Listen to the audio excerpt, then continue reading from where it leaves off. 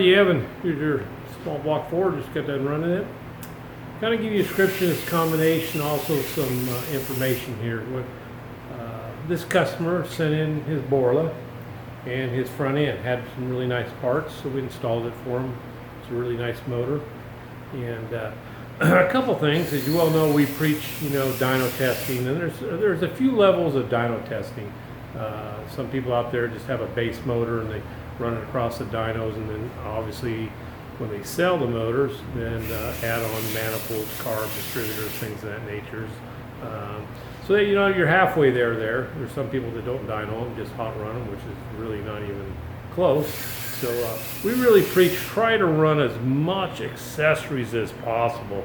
That's really the engines nowadays. They're pretty cut and dry. There's not a lot of mystery there. Particularly like this one, I'll give you some examples. We'll come over here. TPS. Obviously this here was the one that was on it. If you can kind of see, the center of the TPS is kind of all broke out. It ought to kind of have like a spring-loaded center there. So that was number one problem. Obviously not a big deal, but obviously, if you don't have a lot of experience in this stuff, you could chase your tail a bit on that. So after I fixed that, I still had no TPS. And long story short, come out, find out that the ground on the main harness wasn't connected good going into the ECU. So obviously that in the car, that's a bit of a, that's time, money, however you want to look at it, headaches. So it just goes to show you it's a lot easier here. Still kind of not fun, but when you get it, all those quirks will be handled. This gentleman also had his ECU.